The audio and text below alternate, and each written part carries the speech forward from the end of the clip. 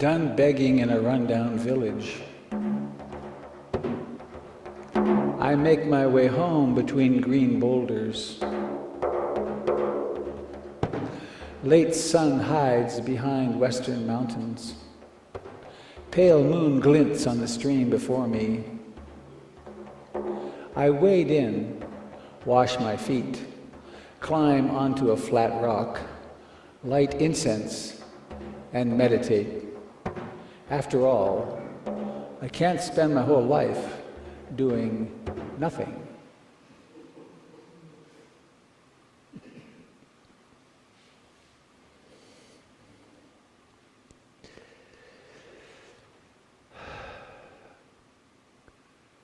Please take a moment or two to turn to a neighbor and share with them something in your life for which you are grateful. We have just a couple of minutes.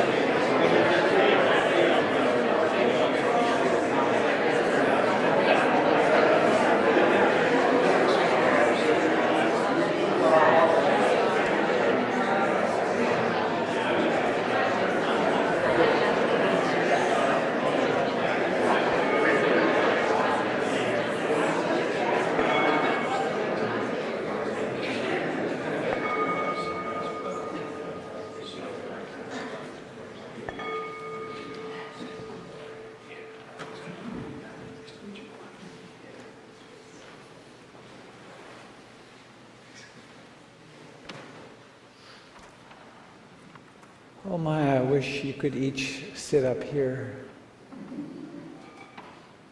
It's so beautiful to look out and to meet all these loving hearts.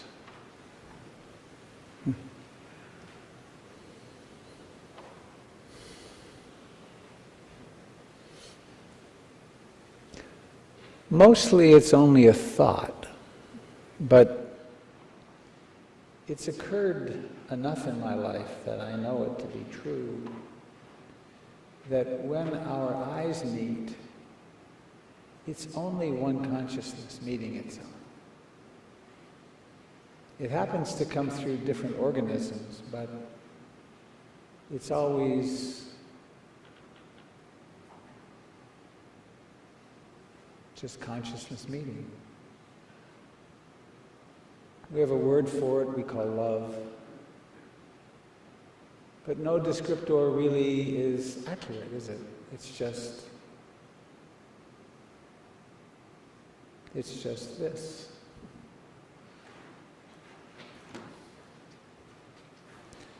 Nothing more juicy or delightful ever in my life.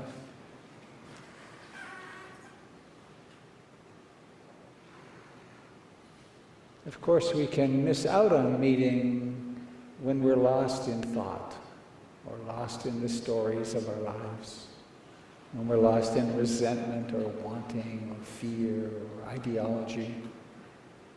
The veils of thinking and fantasy come in so quickly.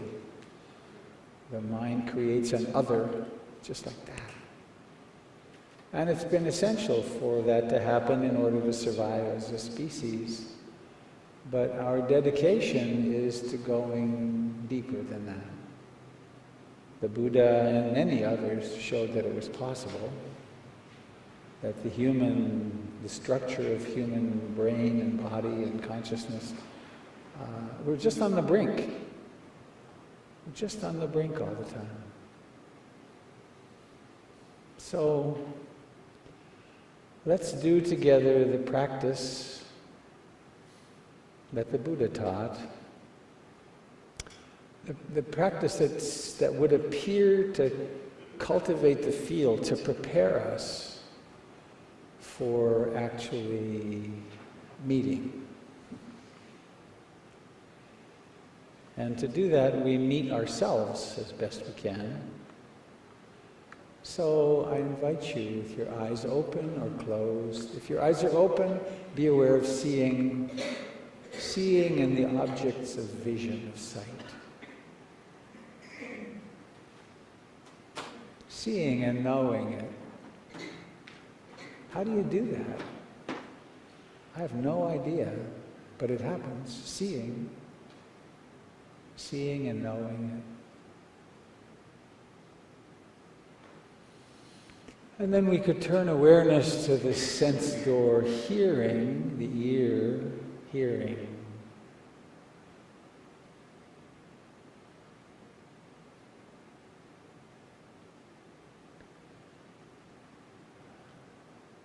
And then to the fact of the body being in contact with the chair or the cushion.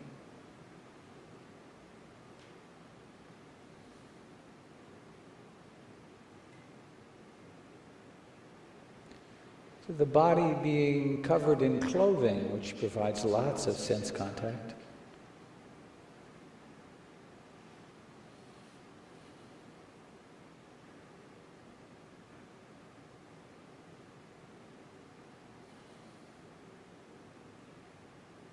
And very mysteriously, it appears we can direct attention to what we call the hands. Suddenly there's this cloud of life that awareness can be present in. Hands.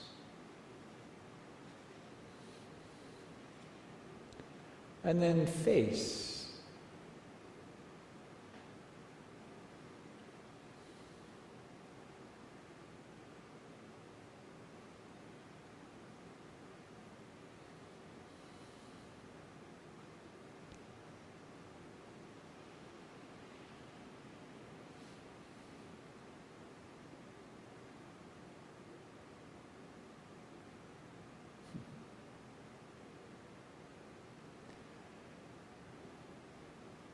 Can you imagine anything less probable than this?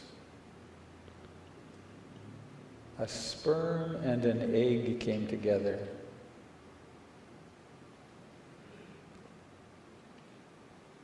And consciousness arose.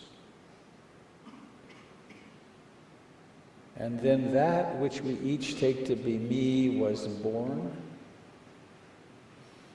went through somebody training,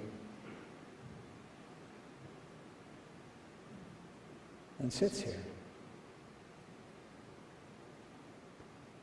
Every single one of us took a first breath, the great gasp, which relieves the tension of everyone in the room. And then there's been a lot of breaths since then. And there will be at least some more.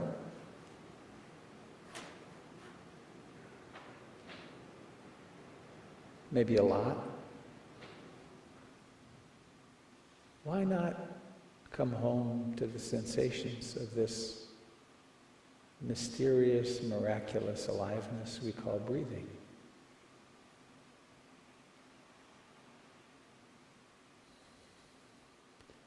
Not through great, strenuous,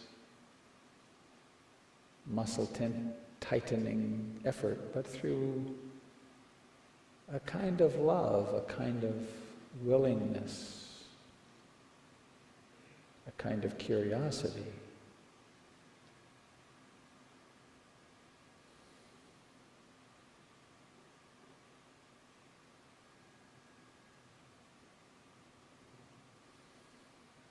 the chest and abdomen, rising, rising, falling, falling. Or at the nostrils, the sensations of breathing in and breathing out.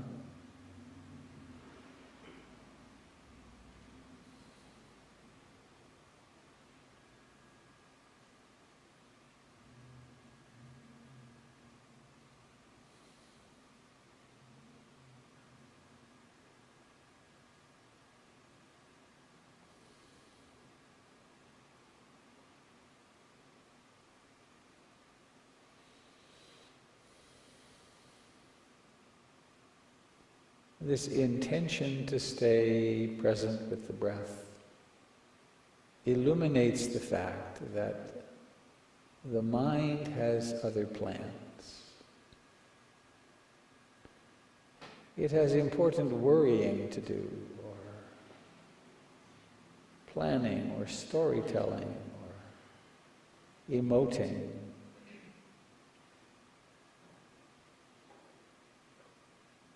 So we don't make that the enemy either.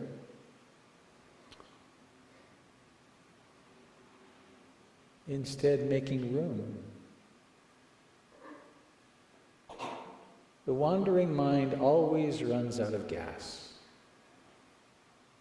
It may be a second, or 10 seconds, or a minute, or 5 minutes, or 15 minutes. But awareness springs into being.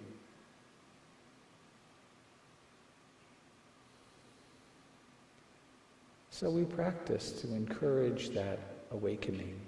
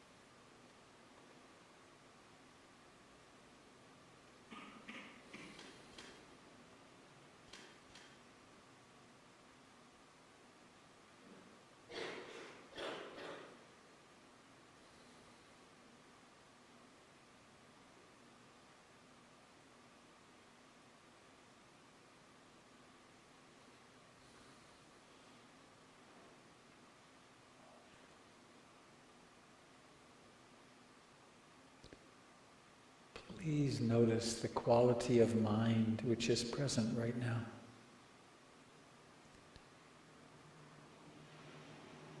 Is this a mind which is easily concentrated, or is it restless?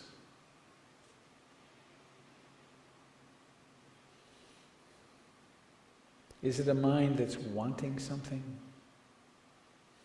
Wanting to be concentrated, wanting to be different somehow? Or is it simply accepting?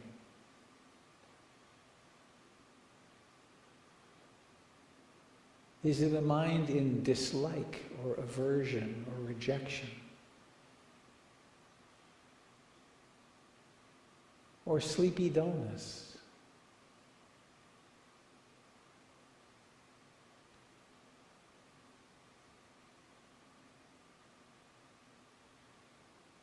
Is it a mind that has lots of faith and certainty, or is it doubting?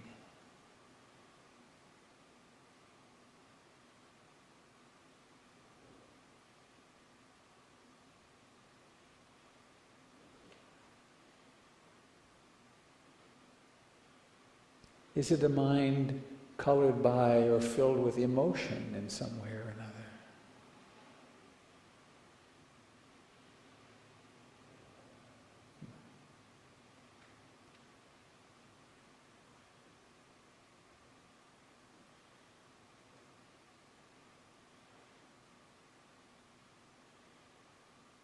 However your mind is, this mind is.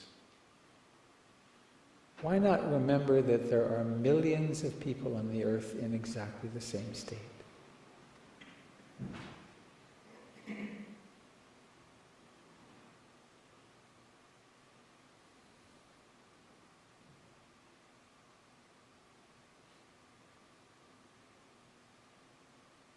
And notice the dukkha, the unsatisfactoriness of any state where there's demand to be different.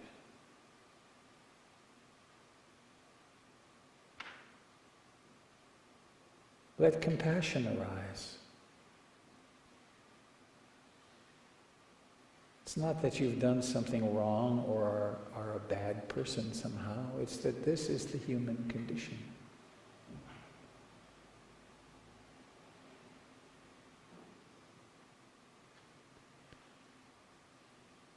Mindfulness arises,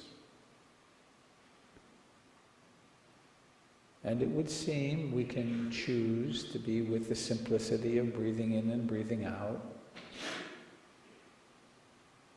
So why not?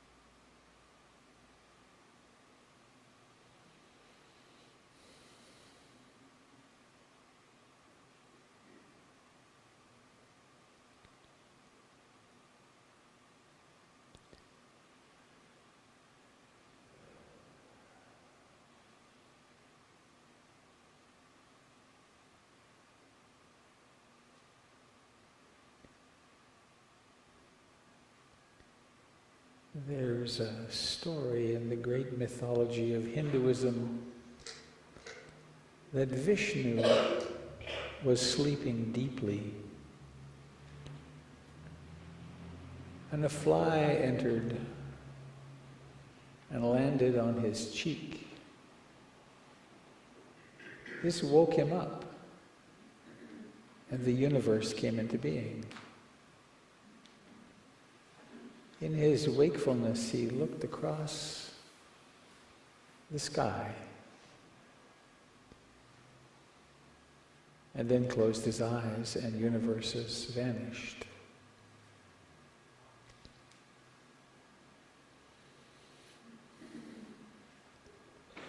Our current story is that 13 plus billion years ago, something happened in which everything came out of nothing.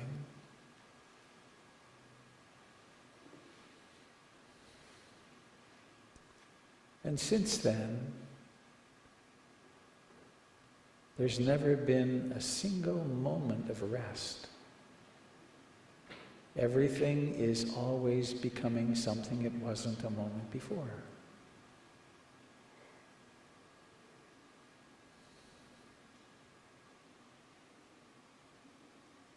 The Buddha said everything is utterly impermanent. It is all in change.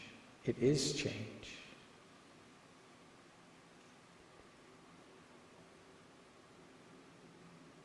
Every breath demonstrates beginning and ending. Beginning and ending. Similarly, every thought, every mood, every taste, every sight,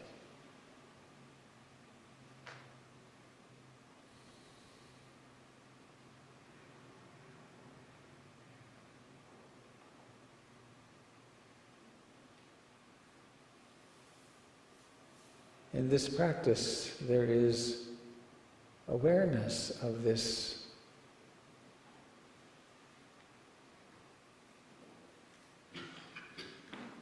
extraordinary process, beginning and ending.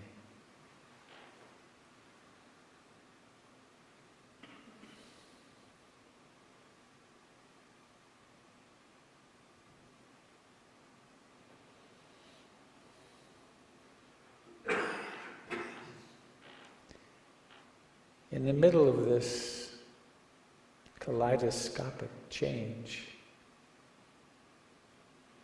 this mind creates I.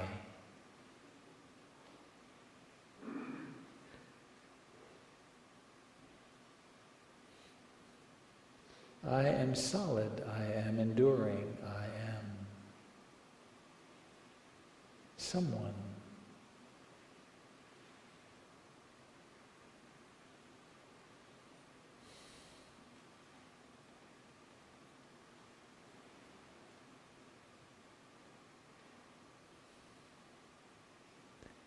And of course, we are no more permanent than the raindrops.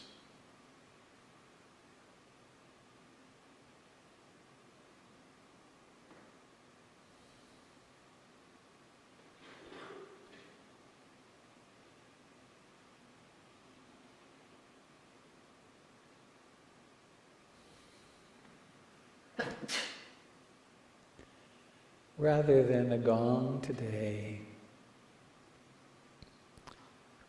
I invite you to notice that the body sits here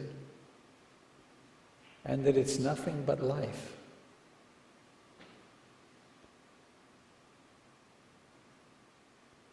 And notice how it might like to change positions. It might like to stretch.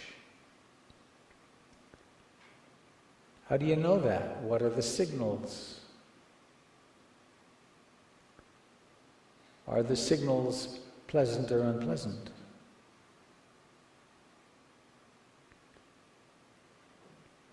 And notice that no movement happens unless there is intention.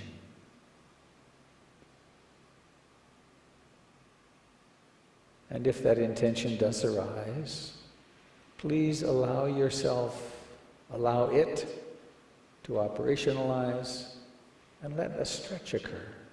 But let it happen completely still in presence.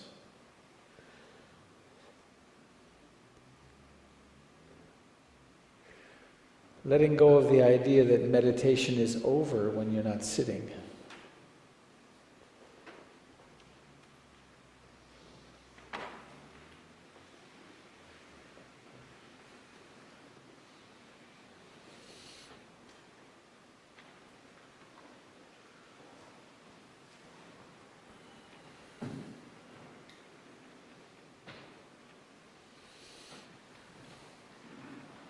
And when you're ready, if you haven't already, notice the intention to let your eyes open. And then open. Let them open. Notice how seeing begins. Seeing.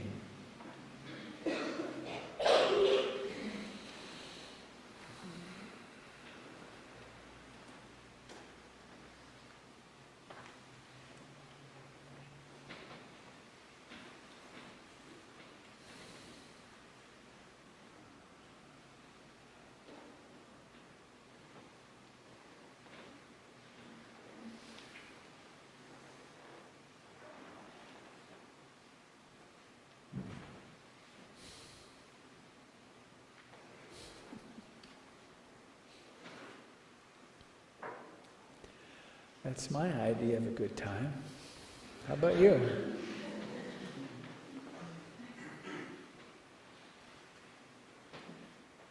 Please raise your hand if you experienced a mind that was significantly pleasant.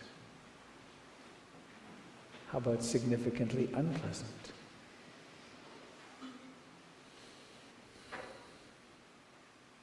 How about lots of restlessness? Take a look around. You're all looking this way, but look how common restlessness is. How about wanting? How about not wanting? Fear? Any fear? Open-heartedness, loving, accepting. Sadness. Loneliness. Delight.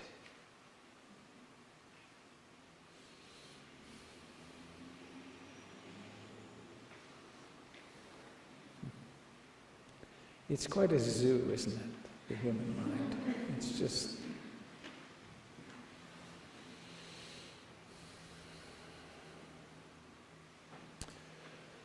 Well,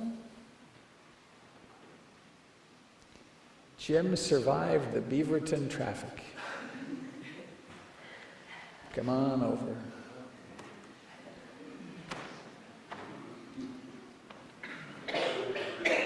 Do you ever wonder why all those cars are on your road? I often have that sense. It's like, why are all these people on my road? You weren't? The car was in traffic? Oh, there was no I? Oh, I see. The official speaker.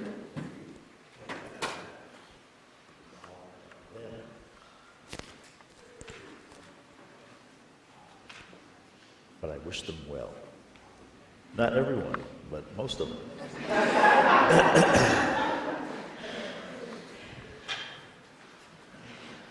So if you'd like to stand up and stretch a little bit more.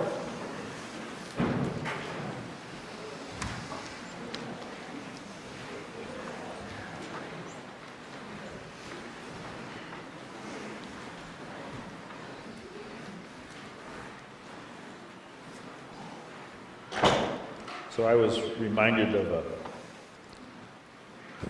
little form that I never do up here, where we just put our hands on our hips and rock back and forth, bringing the toes into play, trying to balance on the top of the toes, and then lifting the toes and feeling what's happening in the lower part of the leg. The calf muscles have to lift the toes, and then they have to support the weight of the body on the toes, so there's lots of action in the lower part of the leg.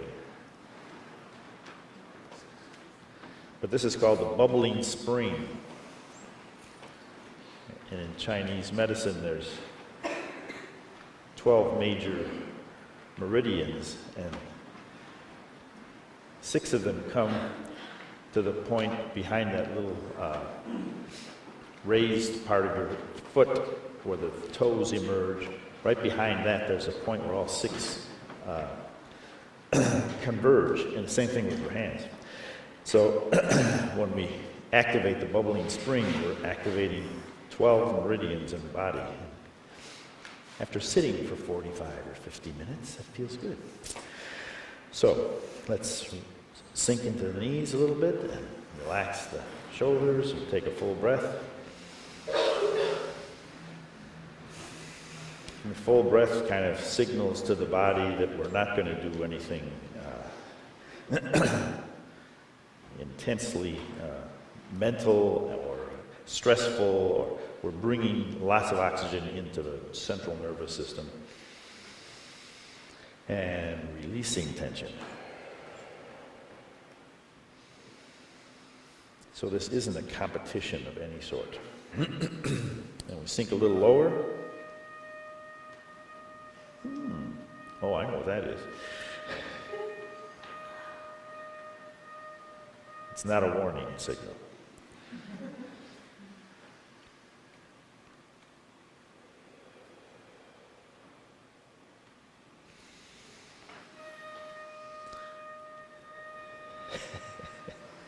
It's just an oxygen bottle that wants to talk to us.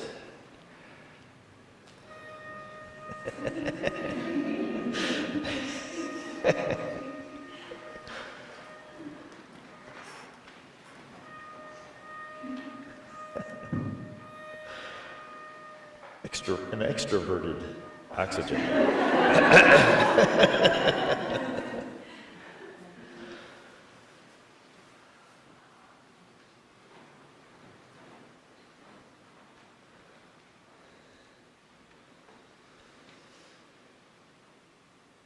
Okay, we'll start the same way. We lift the arms and then open, and then start painting a rainbow with one arm, and then come back and try it with the other. Feel how the body responds to one rib cage opening and the other.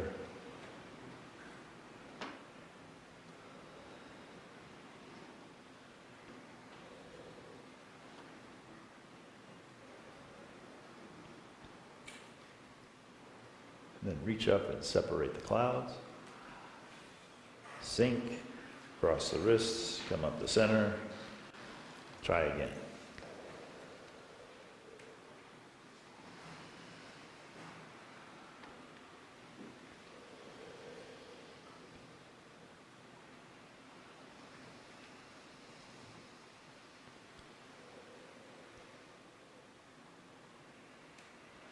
Turn to the side, open the palms upward, and then pull one arm in and push with the other.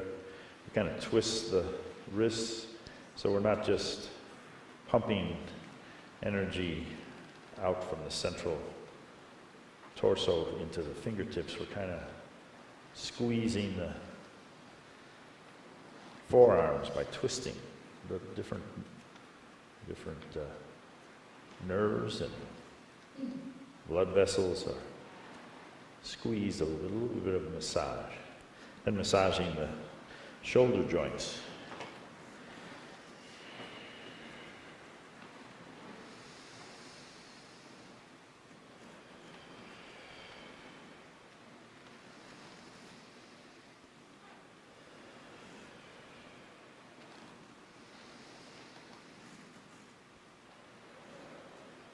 Okay. Then we'll start moving the weight into one leg and into the opposite side. So Robert was talking about beginnings and endings. We could think of the gesture beginning from the bottom and ending at the top, or beginning at the bottom and ending at the bottom. Or we could talk about hundreds of little muscle movements that began and ended to make this transformation smooth. It's not accidental. There's lots of intelligence in the body that guides the hand through space, moment after moment, turning to gaze at the moon.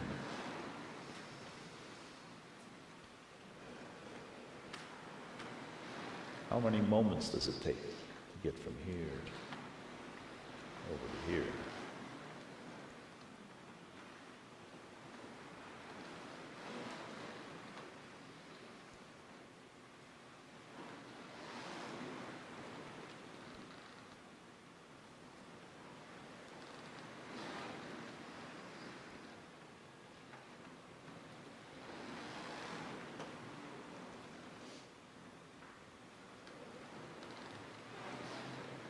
Pressing across, opening the palm of the hand for that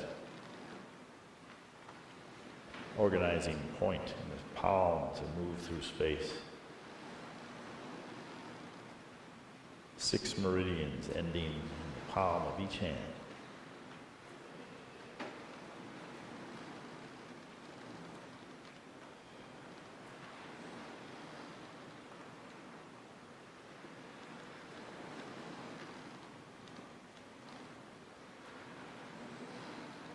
And reach up and focus on the palm of one hand while the other faces the earth. Come across like a cloud drifting across the sky and switch.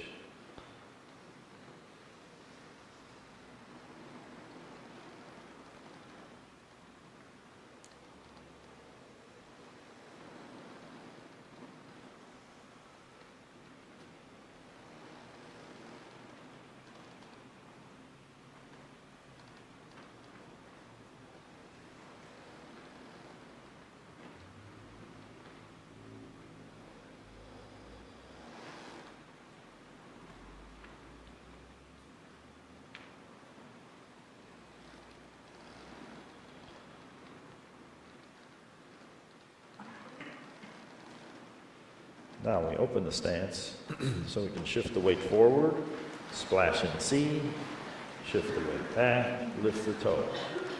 So again, feel the lower part of the leg. It has most of the weight. And then when it's working to lift the toe. And riding the waves.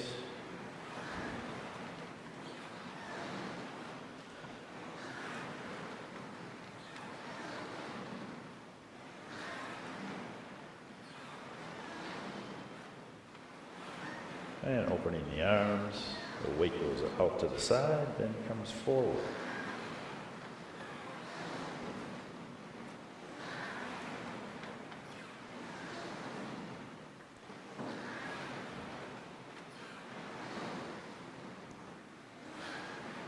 And back to the center.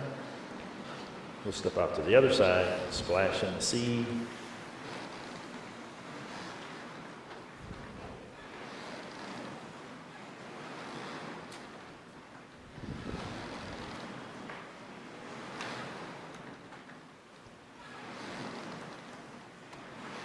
Ride the waves.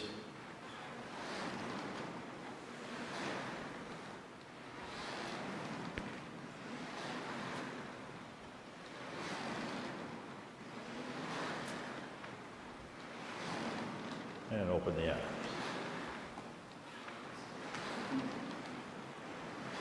Oh, we must have separated the clouds. There's a shadow coming.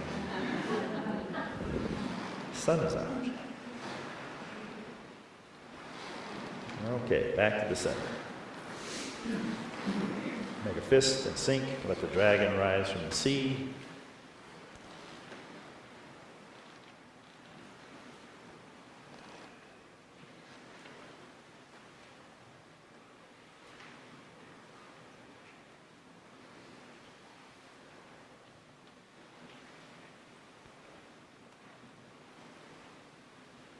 And then up on the toes, we'll soar with the cranes.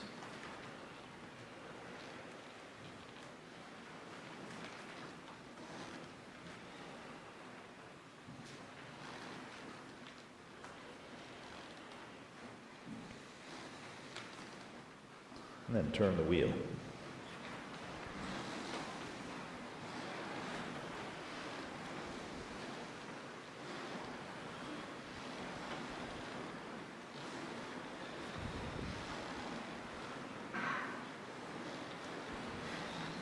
The other way.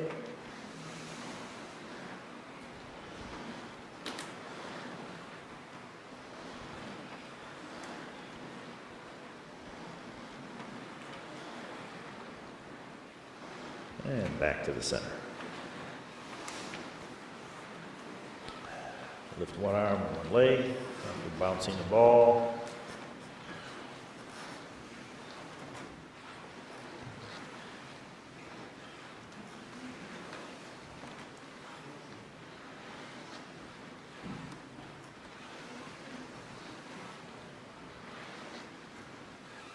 All right, centering breath.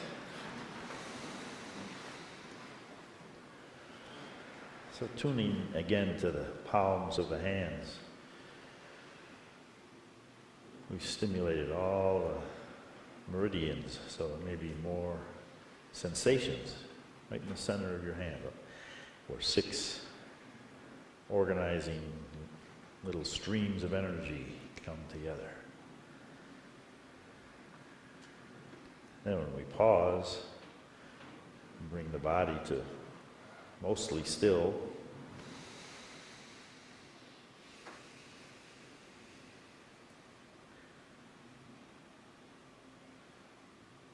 Sometimes we can sense those 12 streams of energy moving through the body. Sometimes we just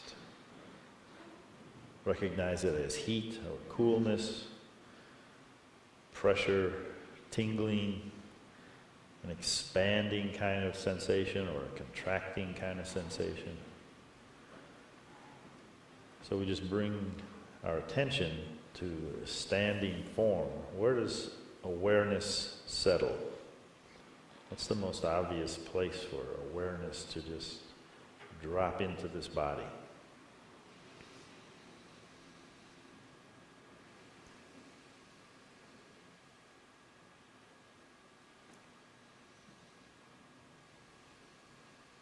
How busy is the mind after soothing the body with stretches in all directions?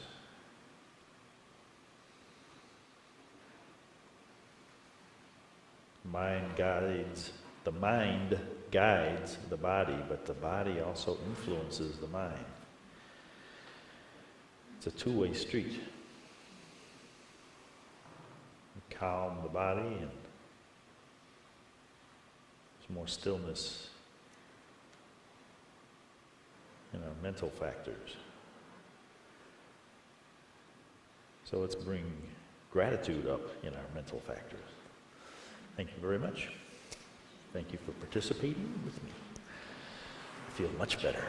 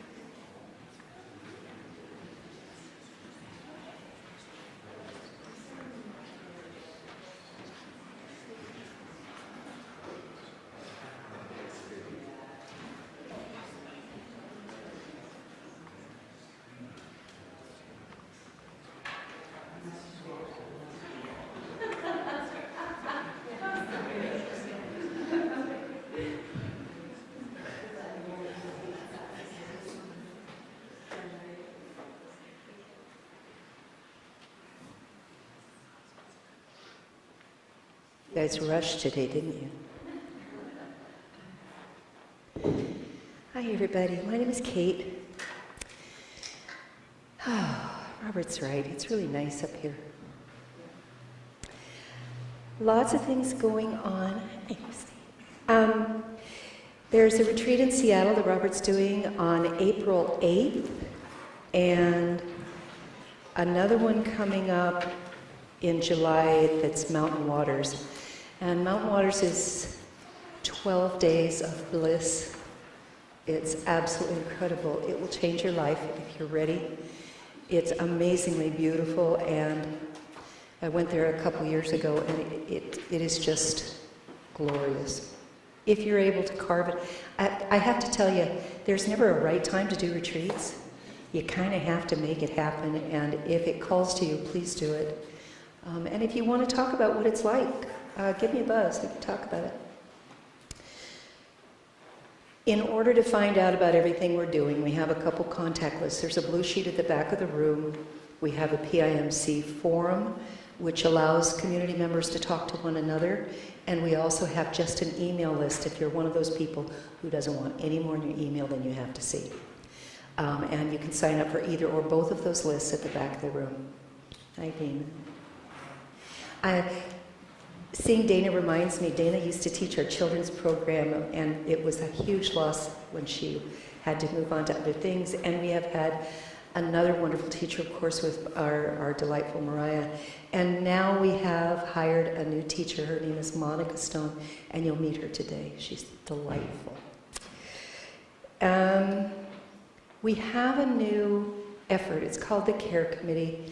And I really want to encourage any of you who have time in your lives, if you've ever said to yourself, I really would like to be of service. This is an opportunity to do that. You can give an hour or more to someone in the community who's maybe undergoing a medical procedure or who has a special need. If you've considered a way to get engaged with helping other people, please, this would be a good time. We really would like PIMC to be a place where people feel safe in asking for what they need and in giving what their heart tells them to give.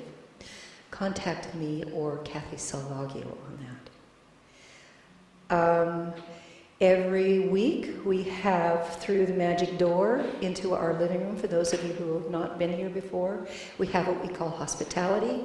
So if you just have if you just want to meet friends along the path or have questions, we're a friendly bunch. And so go through the door after the Dharma talk and come and see us. Speaking of Dharma talks, Robert's going to be on spring break next week, and I just agreed to do the Dharma talk. So we're going to do, I think, just an overview of the Eightfold Path next week with the amazing set of tools that the Buddha taught. I'm looking forward to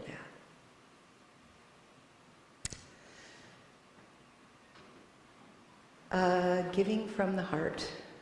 There are many, many ways to give. Of course, the Care Committee is one. Volunteering is another. We've had a little attrition in our volunteers, and those who are volunteering right now to take care of the building and the different kinds of things we do here, they're getting a little strained.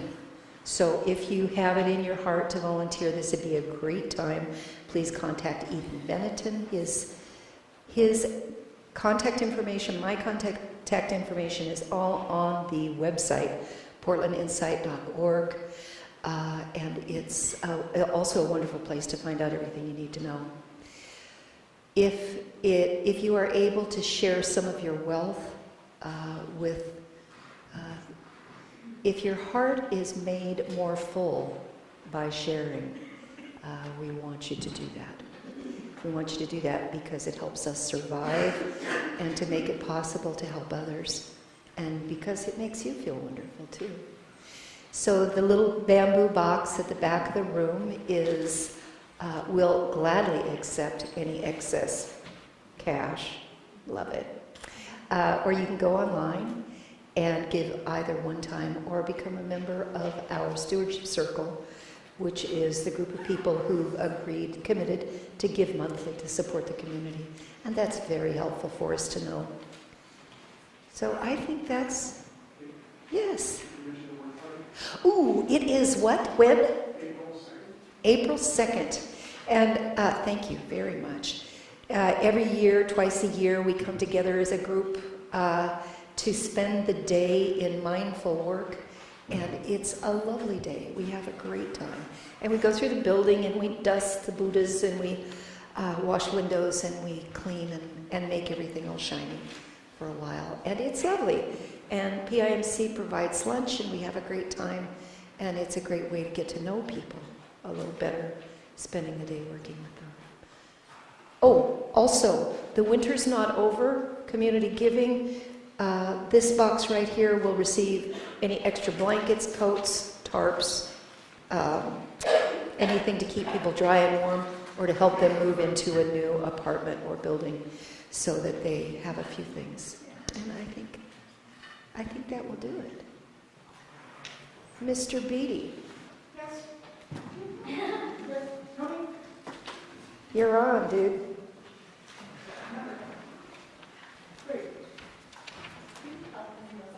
That won't help any of it. The one with the precepts is only one for every 2 people or so. To help any these up. And these, the hymnal, I think there's enough for everybody, one for everybody.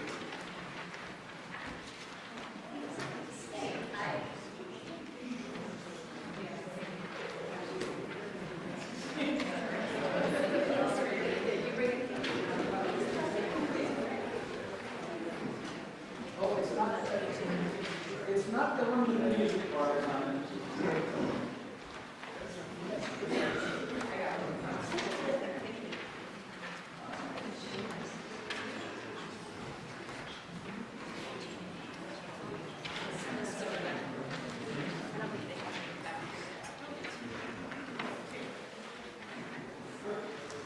The first one to be used is this is 2 sheets. If some people have 1 sheet, this is a 2-sheet version. It's the Kate Wolf one. The Kate Wolf song, Give Yourself a Love.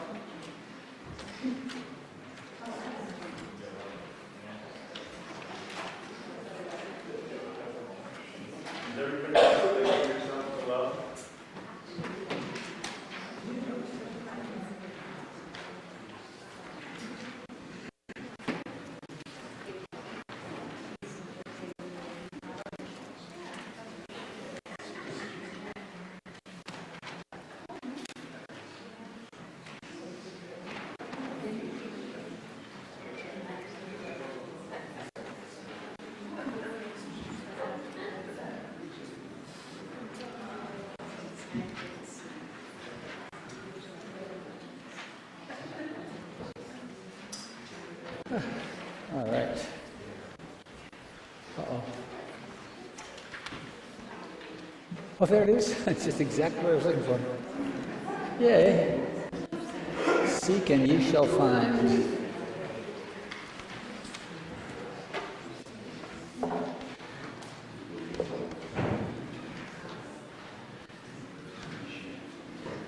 Well, until a few moments ago, this song was not on my plan for the morning, but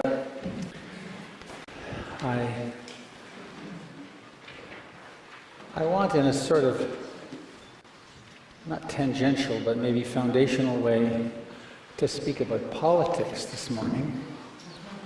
And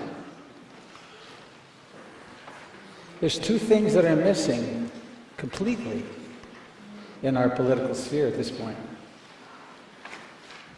There's a bunch of things, but among them is song and humor.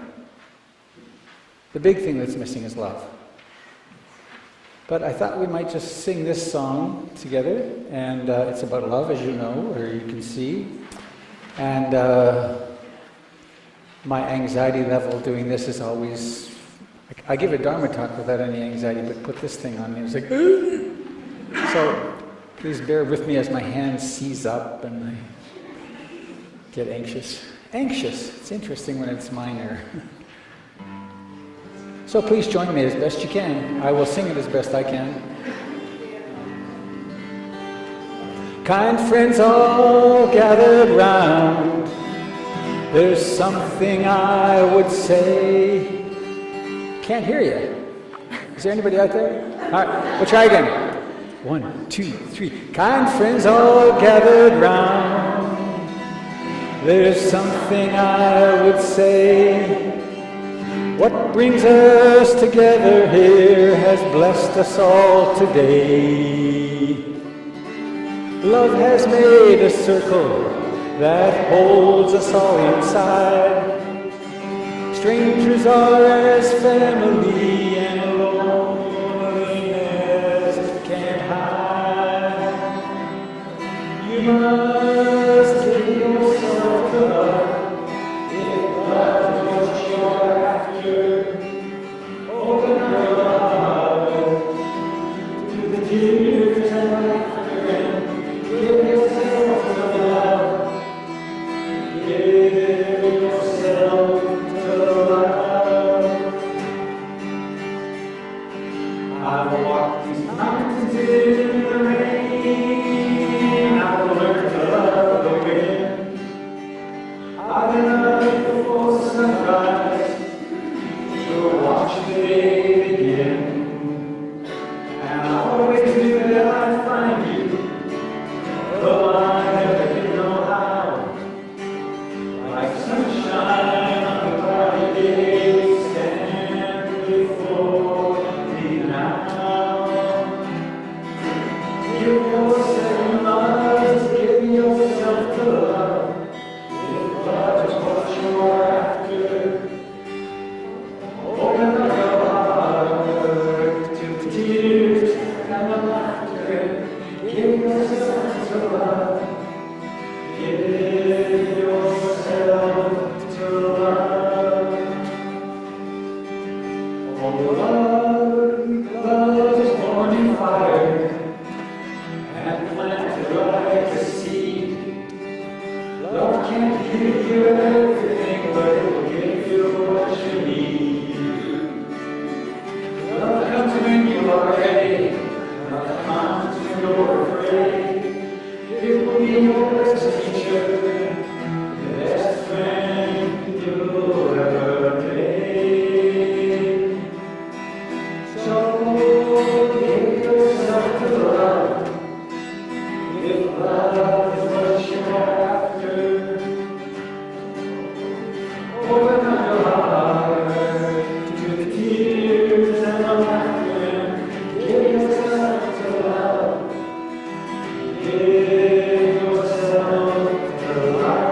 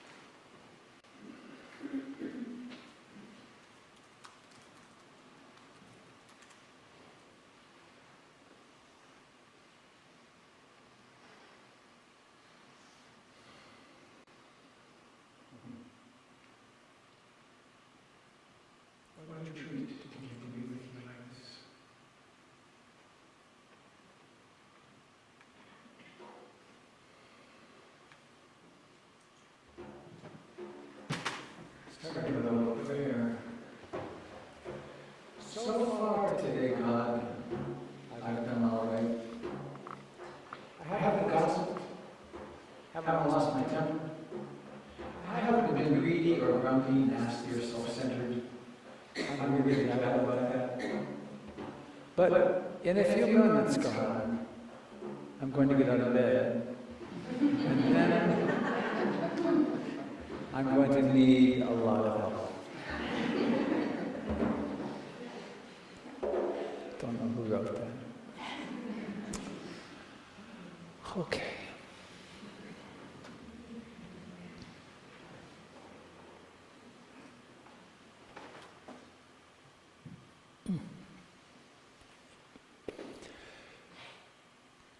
May I have a copy? Did any of the precept sheets make it up to the front? No. Could I have one, please? Thanks.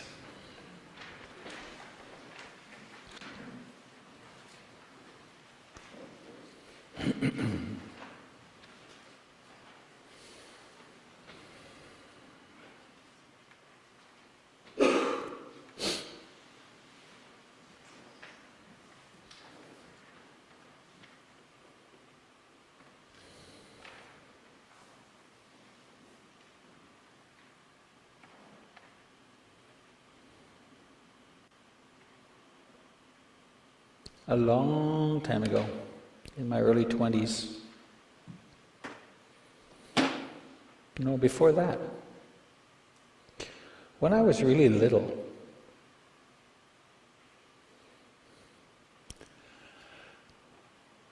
it seemed somehow really strange that people could own things and that they didn't share them. I don't know whether I came in with that, but ownership is an odd concept. Rumi, 1100 or so, said, inside the great mystery that is, we never really own anything. So what is this strange competition we feel then before we go one at a time through the same gate?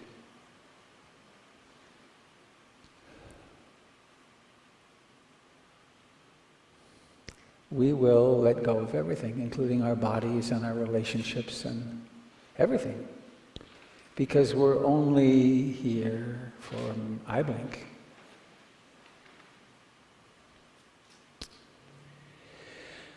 I had the privilege, I didn't know what to do with myself after graduating from college, and I needed to get away.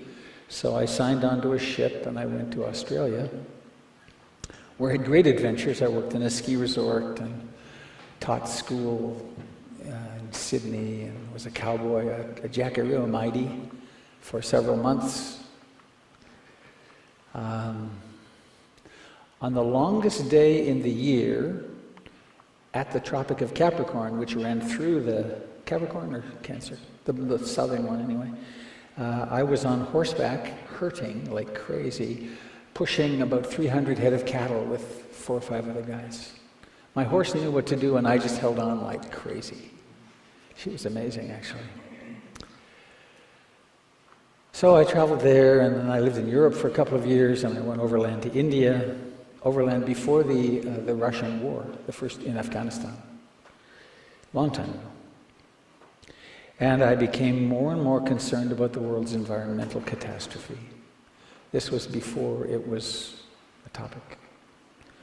And I came back and I went to York University in Toronto, where I did a master's in environmental studies, graduated in '74. But in order to participate in that program, one had to create a plan of study. And to get a professor to work with us, we had to band together and then kind of beg, will you please help us with this? There weren't classes per se, it was very self-directed. But I had 2 questions, and I still have the same 2 questions, though I think the answer is clear. If we are all part of the living earth, if we are the earth manifesting as us, how is it that we don't know that? How can we possibly treat the earth as we do? And what can we do to get back to our connectedness? And then, if we really are a part of each other, how is it that we don't know it? And how can we treat each other like we do? And how do we heal that? How do we get to the place of in Jesus' words, love thy neighbor as thyself? Not metaphorically, but love your neighbor because they are yourself. So that was almost 40 years ago, 35, yeah, 40. And so psychotherapy and meditation became of great importance to me, and the weaving of them together has really been my life's work. Actually, I guess secondary to growing up and learning to be less neurotic and more loving of the neurotic self, and also more kind and more dependable. Hard doing. Growing to be a real grown-up is a work in progress. So,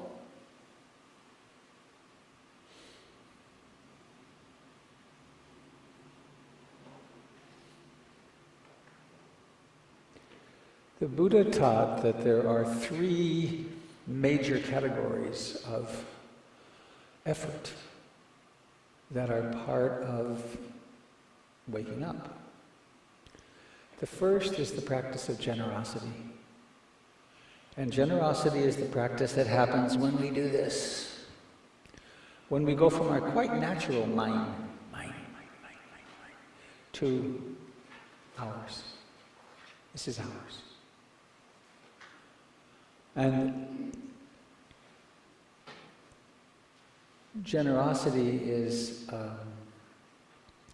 it's one of the foundational dimensions of a spiritual life. Because it takes us beyond I, me, mine, this is mine, this is my family's, this is my nation's, this is mine. It's like my precious. This is mine. This is mine. It takes us from that to this is ours, and you're hurting and have a need. I watched yesterday a heartbreaking, it was on the HBO, on their Vice thing. It was here's the tears, following the refugees from Syria. And I found myself thinking, God, I need to go there. I'm going to take off a couple of weeks and go do something. No, I don't think I will, but whenever I get to see it as it is, those are real people with real children, and it's big. And of course, that's just one place in the world that's happening. Whew. So generosity, how can I practice to be generous? The second, moral and ethical behavior, or living according to the precepts, which is what I'm going to come back to in a moment. And the third is bhavana, or meditation, which is training the mind. Training the mind to be here now, training the mind to become aware of its greed, hatred, and ignorance. Training the mind to perceive in that unitive sort of way.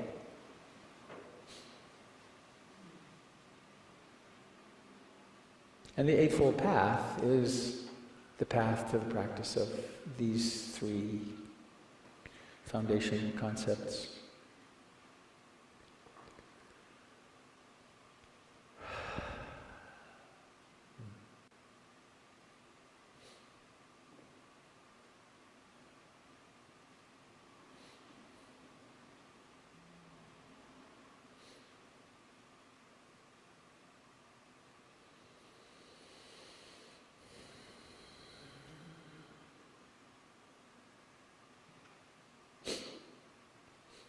I think I mentioned this last week. It's okay.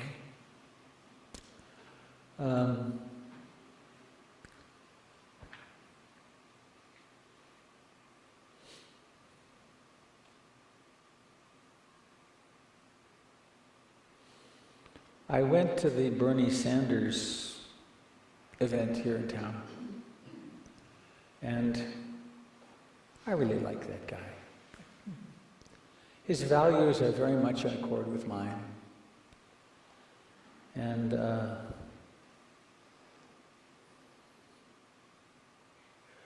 And however, I was very uncomfortable with that gathering because the Colosseum or wherever it was full. And there was a lot of anger. And there was some real, not so much by him, but by others, a stirring up of anger. Them, it's us and them. And I actually was rather sad because I thought, nothing changes when that's the motive. Some years ago I was at, maybe tell this very briefly, I was at Hollyhock where I teach once a year in the fall, and I was invited to speak to a group of about 150 activists young activists from all over Canada, and about meditation, spirituality. And I was there for the evening, and then I was on the next day. And maybe it was even in the evening that there was all this villainizing of the other side. And I got on my nerve. It was a long time ago. I would do it with greater ease now. But I spoke about how uncomfortable I felt with the fact of thinking of these other people as enemies. That these are other people with other ideas who've got other conditioning and other beliefs, and they have a different view, and maybe they need to stop doing that view if they can. But to hold them personally as enemy is the problem. This was not particularly well received. And the next day, about 20 of them came to my breakout group, and we had a very useful conversation. But this notion of being motivated by anger certainly doesn't fit what the Buddha taught.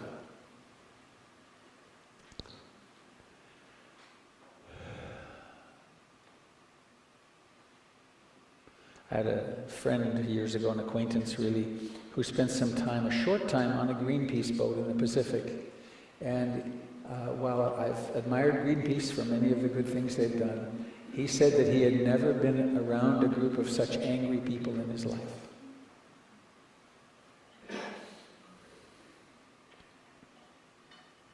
Okay, so.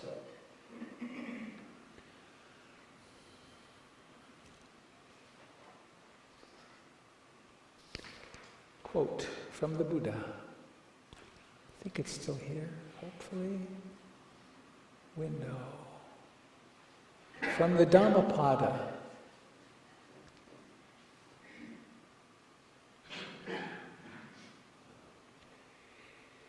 He insulted me, he beat me, he robbed me. For those who brood on this, hostility is never stilled. He insulted me, he hit me, beat me, robbed me. For those who don't brood on this, hostility is stilled. Hostilities are not stilled through hostility regardless. Hostilities are stilled through non-hostility. This is an unending truth.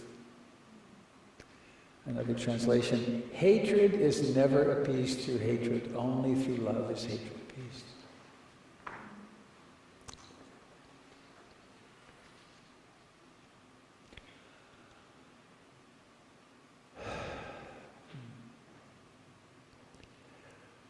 We humans really have a dilemma. How do we govern ourselves?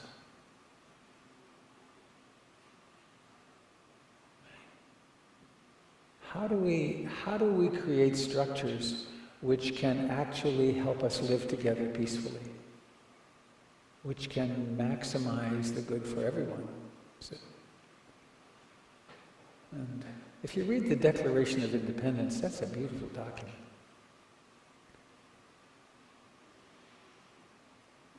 The idea of democracy actually came from the French. Wasn't an invention here.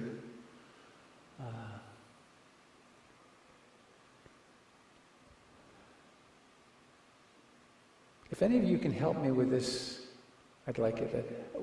Years ago, one of my former wife's colleagues did a year's sabbatical, and he studied the person. He was an English person who sent hundreds, if not thousands, of books to the colonies, and they were books about democracy. And his study was that this was how the idea was planted. That it came from, this one guy had a huge hand in it. Anyway, so we have this ideal of democracy. And it gets subverted really easily. And we've tried other things here on the planet. We've tried dictatorship and tribal this and quote, communism. And we always have trouble with it because of greed, hatred, and ignorance. And because of the mistaken notion that we get happy through having more goods, as though we could be happier if we lived in a gated community or a fancy big house, it actually doesn't turn out to bring happiness further. So, I thought to go back to the precepts. Panatipata veramani sikapadam samadhiyami. I undertake the rule of training to refrain from taking the life of any living being. The precepts are not thou shalt nots. This is good guidance, because if you don't live in accord with the precepts, you fall out of harmony with life. And to be in harmony with life is to be relaxed and at ease, and when you go into meditation, it's to really relax. And in fact, my deepest understanding is that total relaxation is enlightenment, or provokes. That when there's nothing to hold on to and nothing to resist, well, oh gosh, here I am. But the self is a tension creature. It's I, me, mine, I've got a liking, disliking, and so on. When all that becomes at least not identified with, then there's great ease. So I undertake the rule of training to refrain from taking the life of any living being. I aspire to become kind and of service to all beings. Imagine how different our world would be if we simply agreed to not kill other humans, to not harm other humans.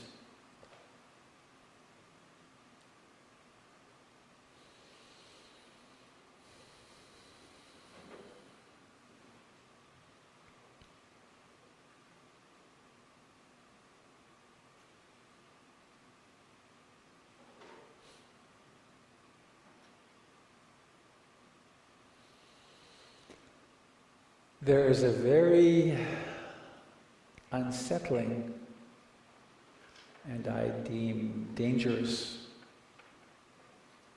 movement in our political arena toward it being okay to be violent towards people, toward even seeing that as a value.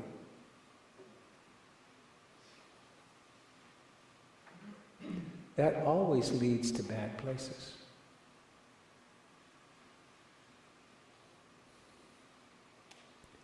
And where does it come from? I think it always comes from fear.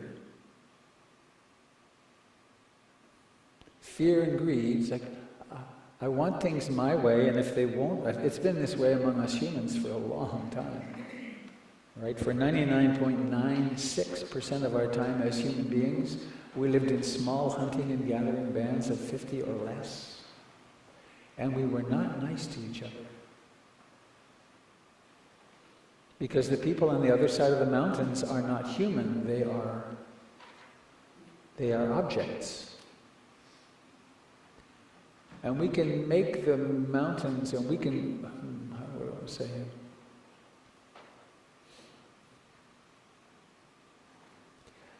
We can believe anything. I've believed some things in my life that were completely nutty. Way back, 35, 40 years, I was very much involved in bioenergetic therapy. And The idea was, and it was very helpful in many ways, but the idea, it was really okay to be cathartic, and I believe that that can still be very useful. But it was kind of like catharsis is the answer. And I got my then wife and I got some bad suggestion, which was, it's really okay to scream and yell at each other because you're getting it out. We did bad damage with that.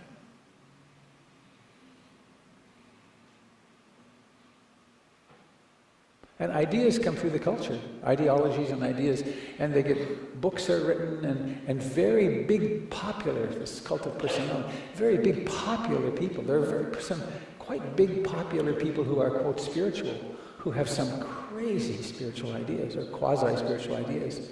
And they sell billions or millions of books, and people then believe them, and they suffer mightily. Like, if you just have the right thoughts, you could live forever. That's not true. If you just think to be wealthy, you'll be wealthy. Or if you just think to be healthy, you'll be healthy. And then when you get not healthy, you're very guilty because you did it wrong. Crazy ideas, but popular. So,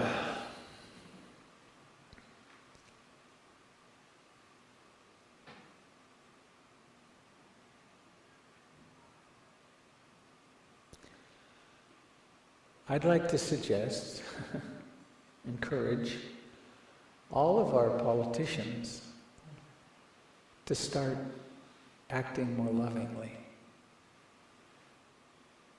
And to not speak in hatred or personal criticism.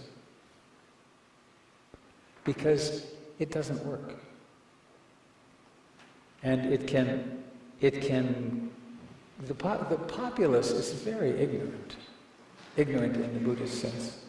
And it's very easy to fan hatred and anger. I mean, we look around the world at the Hutus and the Tutsis and the Israelis and Palestinians and all over the place, the North and South and Ireland people, and each side trains themselves that we're the right people, we're the good people, we're the chosen people, and the others are bad and wrong and inhuman, therefore we can treat them badly, and we have massacres.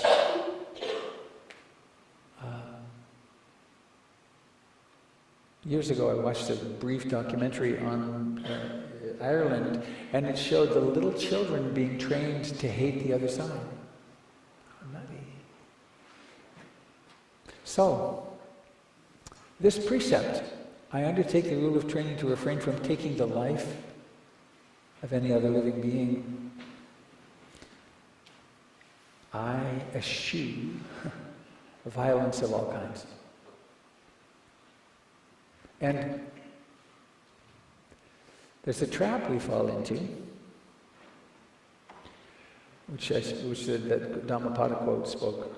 It's the trap of projection. It's an ego defense. I'm me, and I am not an angry, violent person, but they are. And because they are, therefore I will build my army bigger. And I would say that the United States, as a nation, has that in absolutely insane degree.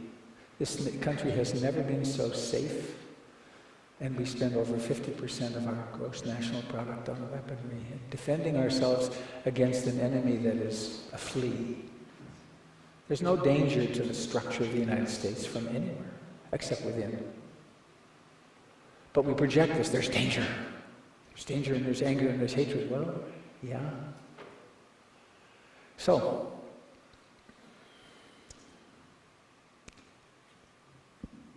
projection. As long as I don't practice ownership, oh, that just happened and I'm angry and I want to lash out. Aha. There's the problem. I want to lash out. How shall I find love for that in myself? And how shall I restrain myself? And how shall I restrain my followers who are acting out that way? Otherwise, it's the gas on the fire. And then the other side then feels attacked, quote, and they don't feel attacked, they feel frightened or vulnerable or scared or something. Attacked isn't a feeling. So going on, Adina dana veratmani sikapadam samadhyami.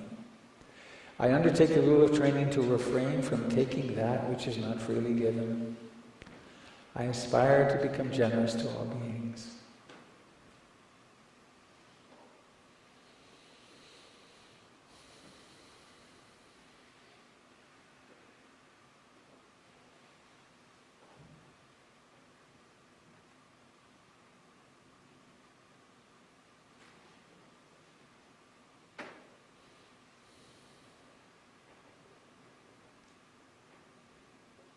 Greed seems to know no bounds. When we get enough, we want more. It never feels like enough. And there is, I guess my beliefs are very clear in this, that there is an unskillful, terrible problem that we have of concentrating wealth in a smaller and smaller group of people. But those are not bad people. They're just people who've lost track, who don't see, who are insulated from, who have fallen into an ideology that is really okay. I have a friend who works with the very, very wealthy, and he turned me on to a couple of websites, I can't remember them now. But there's an ideology that I worked for this, and this is mine, and if it comes to me, it's my karma vipaka, and other people don't deserve it in the same way I do.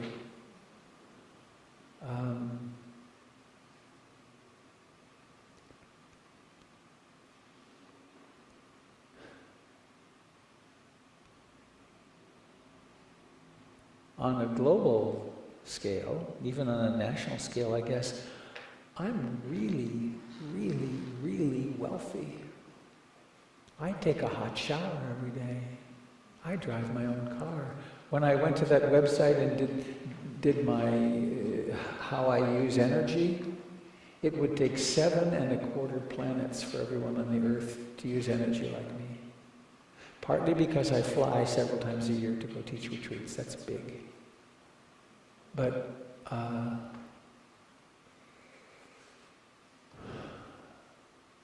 so, I undertake the rule of training to refrain from taking that which is not freely given.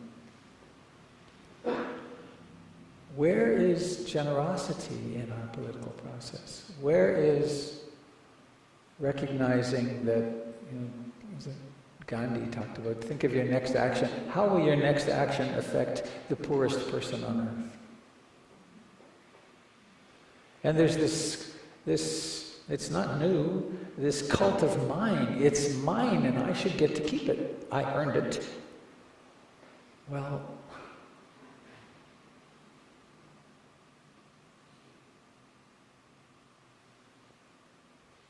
when young people can't get a decent education,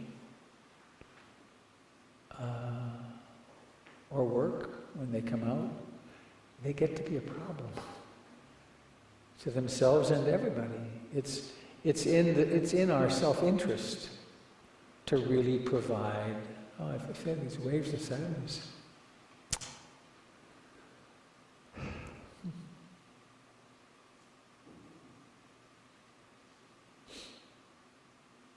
That's what I get for watching some of those documentaries about racial injustice.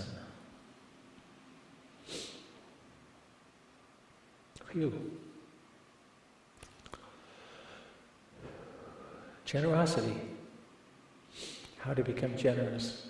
One place that generosity is needed tremendously for all of us is to give ourselves time to sit and practice and rest and heal.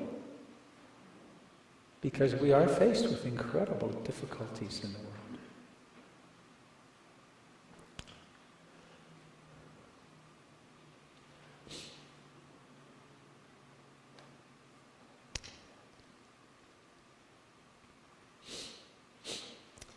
I undertake the rule of training to refrain from sexual acts which cause harm. I aspire to nurture love, relationship, and beauty. The evolutionary process wants really only one thing: babies. And so the push towards sexual engagement is really powerful and can be extraordinarily beautiful when it's an expression of loving. And we can, and I have, made some real messes in our lives, my life, around desire. So it behooves us to be conscious of that and to be skillful. I don't see that as particularly huge in the political sphere, though so many people in the political sphere crash and burn because they are ordinary people. I guess that's...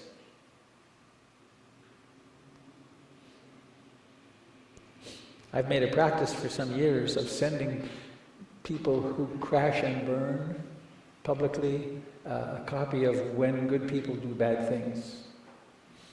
And first I send a letter. On the letter it says to the person, Bernie Madoff was one, no hate enclosed. And then I tell them that there's a book on the way from Amazon, because you can't send books yourself. There's a book on the way that I found very useful in my life, and I think you might too. I've never heard back. But we're all quite capable of making humongous mistakes. And at the time, we just don't know we are. The shadow. So going on, Musawada Veramani Sikapadam Samadhyami. I undertake the rule of training to refrain from false and harmful speech. Oh my, would political discourse change? And the gotcha, you did this 10 or 15 years ago, and I'm going to prove you did this. And then we're children bickering over fantasies. Because I'm going to prove that I'm a better person than you. It's really infantile. I aspire to use speech to create happiness, harmony, and understanding.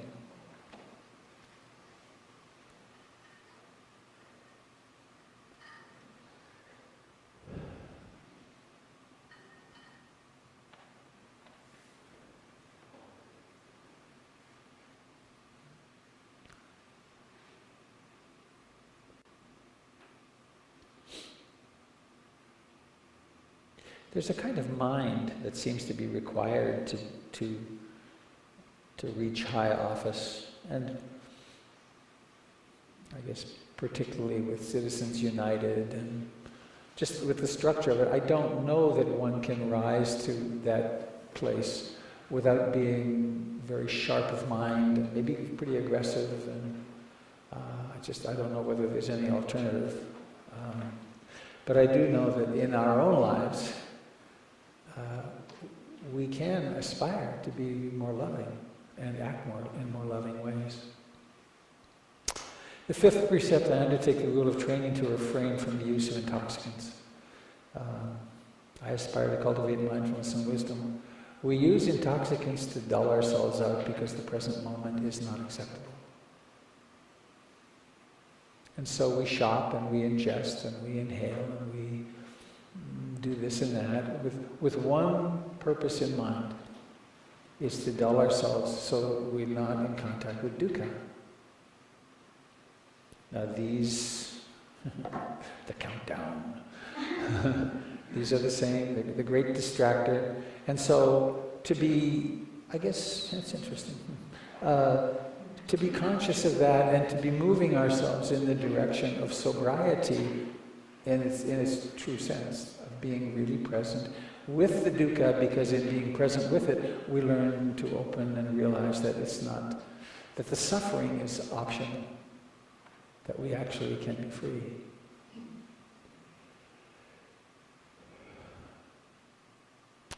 There's two mental factors. In the Buddhist psychology, there's the 5 hindrances, right?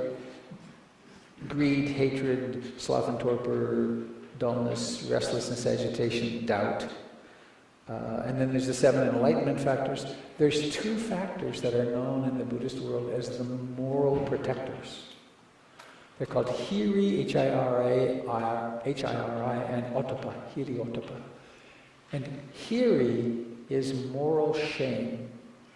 And it's not shame as we use it in Western psychology, though it is the same affect. It's that sense of, ooh, yuck, that was not good. It's not guilt. It's a natural, when you say or do something which hurts yourself or another, it doesn't feel good. And to pay attention to that is really important because that guides us.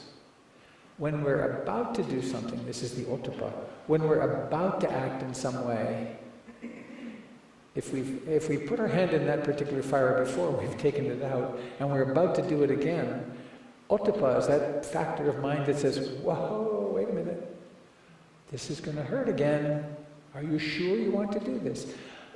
Is this the way you want your community or your spouse or your elders, is this the way you want them to think of you doing this? So it's a cognitive sort of buffer.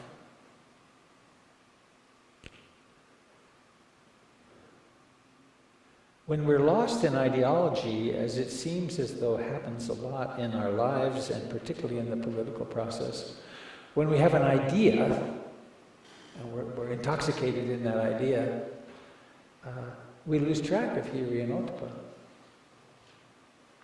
Right? To be speaking angrily into a microphone and to not realize how bad it feels is to be not in contact with moral shame. To say and do something that people respond to that creates harm, and not then have, yikes, what did I do? One is lacking in hearing, in moral shame.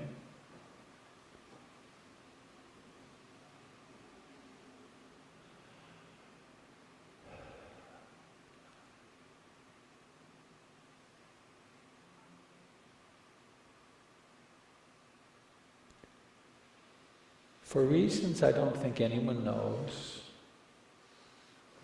though childhood trauma is a big piece of it, Saddam Hussein witnessed people being killed before his eyes as a small child.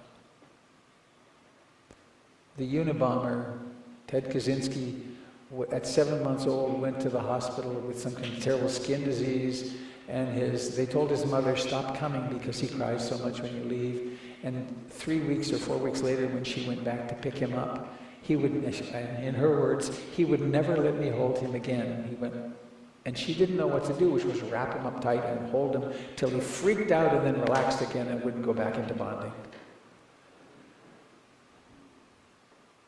So I guess what I'm coming to is a plea for compassion for anyone, anywhere, including the people running the governments of the world, when they're acting violently or ignorantly. It's out of their own trauma, out of their own unconsciousness. Now, it doesn't mean we don't do what we can to stop them, but we don't have to be, and it doesn't help us to be in, I hate that person. Look what she is saying, right? The other side. If that we can use our own practice to realize, wow, look how awful it feels to hate this person, to throw them out of our heart. In the words of Ajahn Sumedho, to love someone doesn't mean that we like them. And to love someone doesn't mean that we don't call the police. And to love someone doesn't mean that we don't set a boundary and say, you will never be in my presence again. Because to love someone is to have the heart open and realize that they are me. Right? That we're not separate.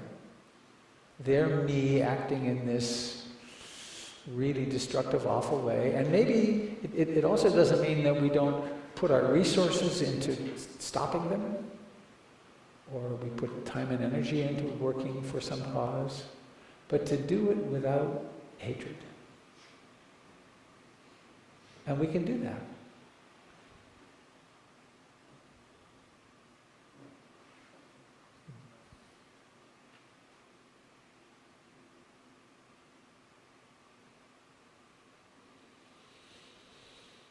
I guess one last thing. Years ago, a long time ago, when Ronald Reagan was the president, I had trouble with him. And I had trouble even more with Caspar Weinberger, who wanted to use nuclear weapons. And I had them on one wall, and my loving kindness wall was here. And I would sit and I'd look at my loving kindness wall till my heart got really open. And then I would bring my head over here. And then and I'd watch as the heart would clench, and it's like, and then I'd go back and forth until finally I could realize, well, they're just people. They're people with whom I have strong disagreement, but that doesn't mean I have to tighten my heart in order to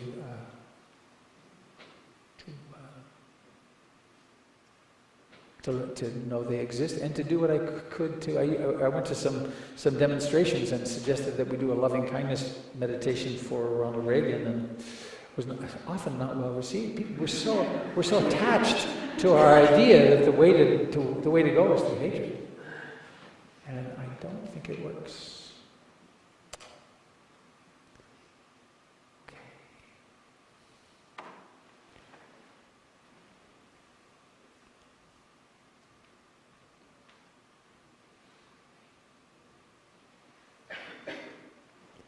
Do we have creatures in the hall? We do. Let's not intentionally torture them. So thank you for listening. I hope this is helpful, and I hope it's helpful. Please let's make a big circle and welcome the kids into the center.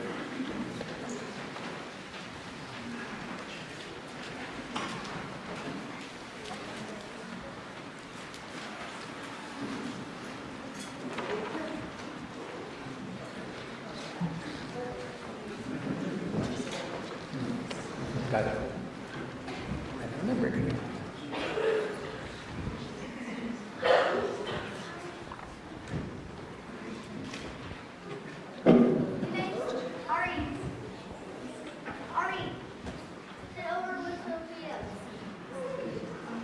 I command you.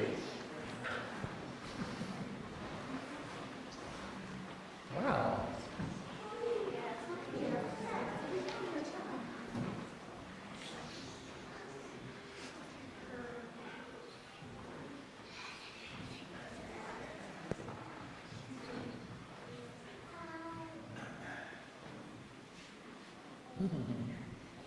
All right.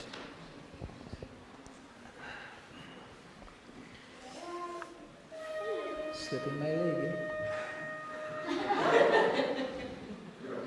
What was that?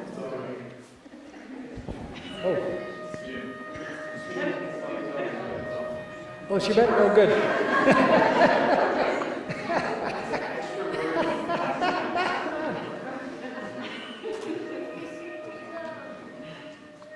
May I hold your hand? Thank you. Let's chant together.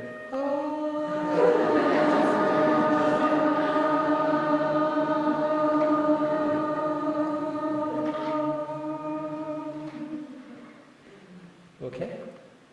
You still got some O2? All right. May I? Hand? Hand? Great.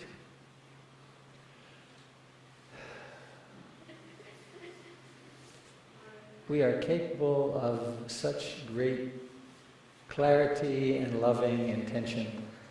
Let's use that now to give the hand on your right a little squeeze. Think about what you'd like to say with that hand. Is it I love you? Is it may you be happy? Whatever your greatest wish would be. And notice someone is wishing you well from the left.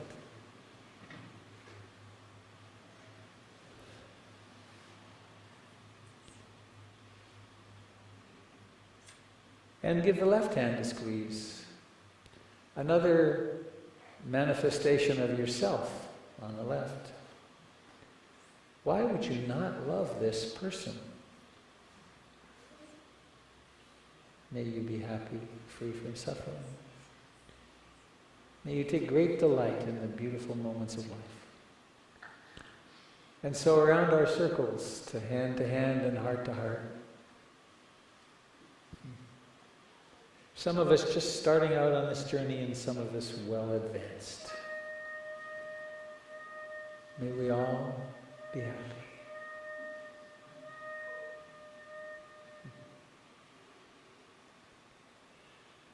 And please take a moment to let your eyes open and look around and see yourself. See the many forms, as Ram Dass puts it. Look around and see God in drag as humans. Posing as this person and that person.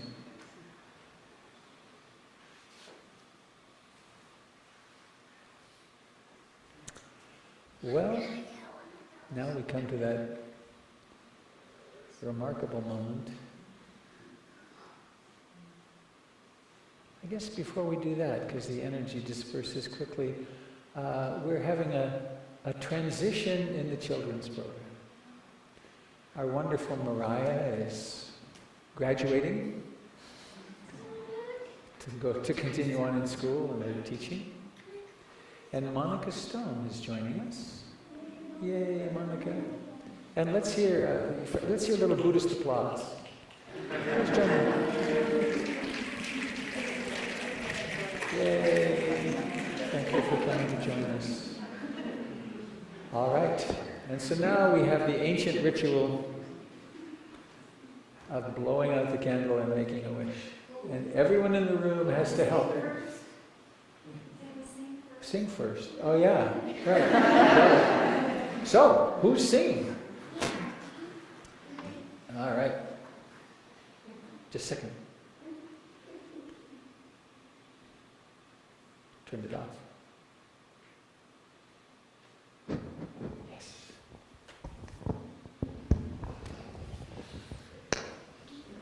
May all beings be happy. May all beings be happy. May all beings be happy. Sadhu, sadhu,